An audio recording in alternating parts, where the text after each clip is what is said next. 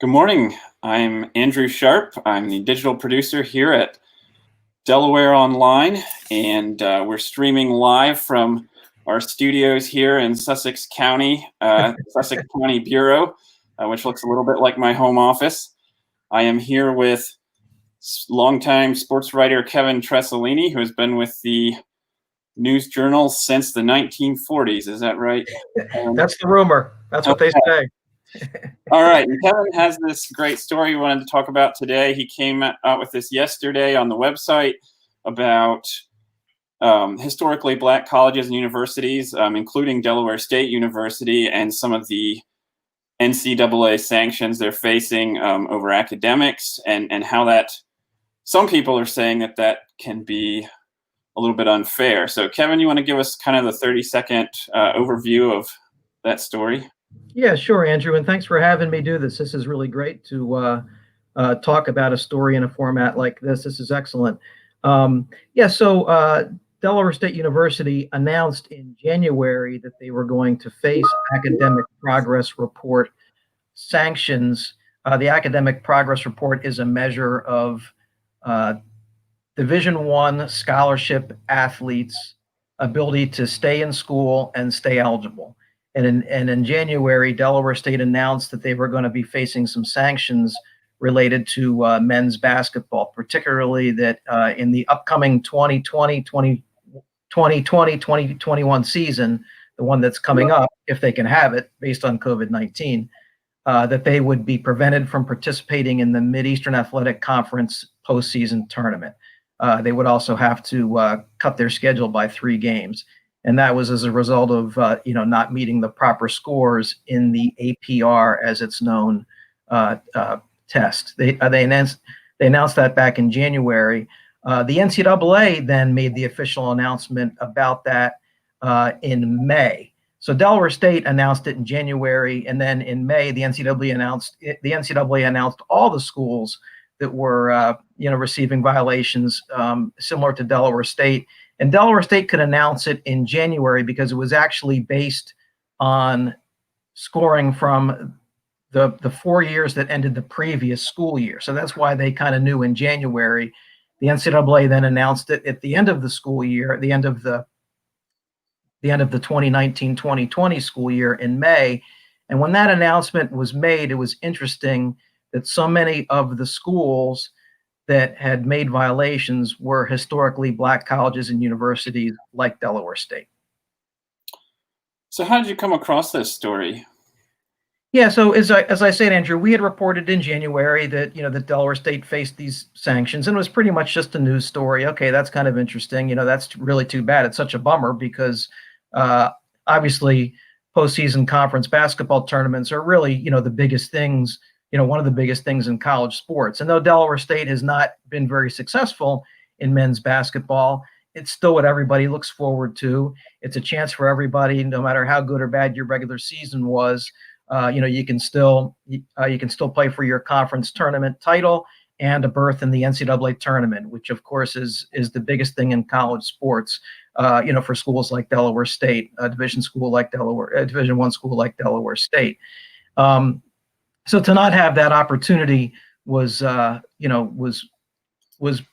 disappointing for them. And then it was just really interesting to hear that so many schools that had that had kind of fallen into the same boat as Delaware State were also HBCU schools. And there were a couple other stories written about it at the time, and that's what kind of piqued my interest. I mean, it's not as if I was the only one who noticed this. It wasn't as if this was, a grand scoop on my part. Wow, HBCU schools are inordinately penalized by this. But it really made me want to kind of dig in and look at it and kind of find out why, and kind of talk to some experts and kind of talk to the people at Delaware State to see what they thought about it as well. Yeah, it kind of became a national story with a Delaware State focus. So, critics might say that people are talking about how this is not fair toward HBCUs, that so many of them are being disproportionately penalized, and that really came out in your story. I think critics might say, why, how is that unfair? You know, they're applying it Right. equally across the board to all colleges. Um, you know, so what were some of the people saying about why that might not be fair? Sure. Yeah, and that's really kind of the meat of the story. Why is it unfair? Eight of the 10 schools that received postseason bans, for Delaware State, it was in men's basketball. For other schools, it was in other sports. For instance, Howard University, Delaware State's MEAC rival, it was for them it was in football. Some schools had it in several sports, but 8 of the 10 schools who received postseason bans were HBCU schools. There were 13 schools that received bans of or received penalties of some kind. For instance, Delaware State also received a penalty. That penalty I mentioned, where they had to cut their schedule by 3 games. That was a different kind of penalty. So there were other schools that received other types of penalties that weren't postseason bans. So there were 13 schools total that received violations. 10 of the 13 were HBCU schools. And as one of the stories pointed out, another one of the schools that wasn't an HBCU school was Chicago State, which is 75% African American students. So they were disproportionately HBCU schools and heavily Black schools that were the ones penalized. And what really kind of stands out is, first of all, and when I spoke to experts in the field, HBCU schools, the word that kept coming up was mission. HBCU schools have historically, that's why the word historically, Black colleges and universities, that's why that word historic is in there. They were created to serve underprivileged students, students who didn't have opportunities perhaps elsewhere. And because of that, they may not have the resources that other schools have. That's why they were created. And in some instances, that is still the case. In all instances, that is still the case.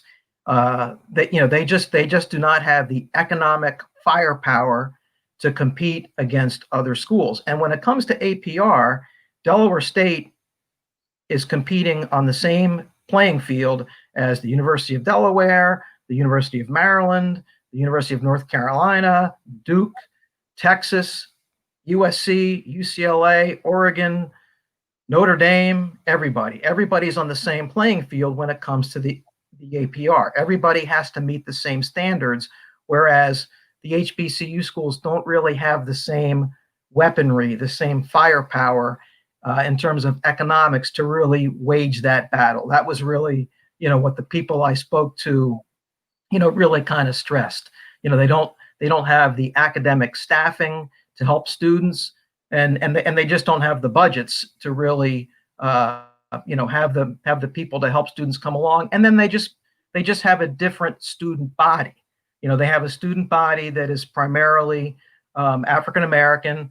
Many students who, perhaps are the first members of their families to attend college. Perhaps they weren't quite as well prepared for college as students at some of those other schools that I mentioned. So they're just kind of dealing with a completely different situation than schools they're competing with in the APR. So in a way, they're saying what's really important to us is reaching out to these students and helping them along, and that's our goal. And it's undermining what we're doing with the sports program because of the NCAA rule. Yeah, right, exactly. I mean, they have to meet the exact same standards as everybody else. I mean, there's 357 NCAA Division I schools. 22 of them are HBCU schools. The 10 in the MEAC, the 11 in the SWAC, and then Hampton, which used to be in the MEAC with Delaware State and is now in the Big South. So those 22 schools, despite not having really, the economic might that everybody else has to wage that same battle as everybody else does. To give you an example, Delaware State has 6 people in its academic advisement group for student athletes. I'll give you another number. Texas has 25. Wow. Maryland has 22. Yeah. At the same time, Delaware State has a minuscule fraction of the budget that those schools have. So you just don't have the firepower to deal with that. And again, you're also getting a student oftentimes who just faces more challenges, to meet the standards that you have to meet to succeed with the APR. Now, just to be clear, it seemed like the people you talked to who were making these points were often outside Delaware State. Delaware State itself did not seem to be making any excuses here. They had, what was their response? Yeah, and that was interesting. And credit to Delaware State for taking that stance. I mean, I thought that was very impressive. Scott Gines, their athletic director, who came 2 years ago. Scott has an impressive career in college athletics. He was a Division I baseball coach for a long time. He's worked all over the country in athletic administration. His attitude is, hey, those are the rules. We are doing everything we can to meet them, and we feel we can. He doesn't feel like that they're at any kind of disadvantage, that they just have to create a plan to do a better job to meet those standards. And he feels that maybe before he got there 2 years ago, there wasn't as good a plan in place to meet those standards as there is now. And that plan involves, recruiting better students, coaching them better, advising them better when they get here, and also doing things like having a smarter schedule that has less travel, so less missed class time, things like that. Having coaches who are stressing the academic aspect of school more, making sure that students are staying on top of their schoolwork and are having regular study halls for their kids. That kind of thing. In speaking to the basketball players, they really kind of stressed how Coach Skeeters, when he came in 2 years ago, he has constantly told them, the word is student athletes, not athlete students. It should be, alphabetically, it should be athlete students, but it's student athletes, and that's the way you guys got to approach things. So the NCAA, it seems like they take a lot of heat for a lot of their rules. You stumbled across something else that seemed a little unfair in this story, which was that the kids, the way it's enforced, the kids who are taking the punishment are not the kids who had the bad grades. Yeah. That's really kind of one of the sad things about this is the ones who are the ones who get punished are the ones who are still here. The ones who caused them to get punished aren't here anymore. I mean, when Coach Skeeters arrived as the basketball coach at Delaware State 2 years ago this summer, he had four eligible players. A bunch of guys had left. A bunch of guys had probably not met the grade academically. They decided that they either couldn't stay in school or weren't going to stay in school. So he had to really kind of rebuild the roster, and that greatly affects your APR score because half of it is retention. Half of it is, are you staying in school? And if a bunch of guys leave, it's going to greatly affect your academic progress report. Yeah. Or half of it is maintaining a 2.0 GPA, which really shouldn't be a problem for a college student. The other half is staying in school. And if a bunch of guys leave, your APR score is gonna struggle. And that's what Delaware State faced in men's basketball. And that's where they ended up really, really being hurt and being put in the situation where they are now. So you got these basketball players who are actually pretty good students, and they have to pay the price for all these guys who left. Yeah. Yeah. So what's the point? Like, what's the NCAA shooting for with this? What are they trying to, it does seem like it's good to have programs be held accountable for sure, where you don't want them just bringing on people who have no interest in school and then being just all about sports. At least that's what the colleges have pretended all these years. So why does the NCAA have this standard, and how long have they had this? Yeah, it was begun in 2004. They started it in 2004 with several of the people who created it saying, you know what, this is probably going to adversely affect African American students, especially in basketball and football. We're really going to have to keep an eye on that. This could be a little unfair to them. They actually said that, and they did kind of adjust things as time has gone by. They've tweaked it here and there and things like that. But they started it in 2004 because they realized they really did have a problem in terms of graduating basketball players and football players in particular. Those are the sports that create the most attention, create the economic income for colleges, things like that. So those were the sports that that really caused this to be put in place. But it was because they really felt that not enough football players and men's basketball players really were staying in school and graduating, and that's why they kind of put this in place to kind of force schools to keep their kids in school. And interesting, Andrew, like you kind of suggested, like perhaps what might be better, and really few people have really kind of come up with an answer for that. All the NCAA has done to perhaps close the gap for HBCU schools is provide these grants. That's really the only thing that they've done to kind of give them, any kind of help to compete with schools that have many more advantages than them. They provide these grants, and Delaware State got one 5 years ago for almost $500,000. Well, look where it got them. It wasn't enough. The experts say that that's not enough. One woman I spoke to for the story who's really knowledgeable in this subject, Monique Asatelu, who's at the New America Public Policy outfit in Washington, which does all kinds of brilliant research and education and economics and business and government. They do some great stuff, and it was really interesting to speak to her and read some of the things that she's written about this subject. She thinks that really, if you're gonna measure schools on some of this stuff, get rid of APR and just measure graduation rates. Just kind of look at graduation rates, because HBCU schools, they really are kind of the pride and joy of Black America, and they do a pretty good job. They actually have pretty good numbers of graduating their students, because an HBCU degree is a very valuable. It's a very valuable thing to have. 20% of Black college graduates are from HBCU schools. 25% in STEM majors.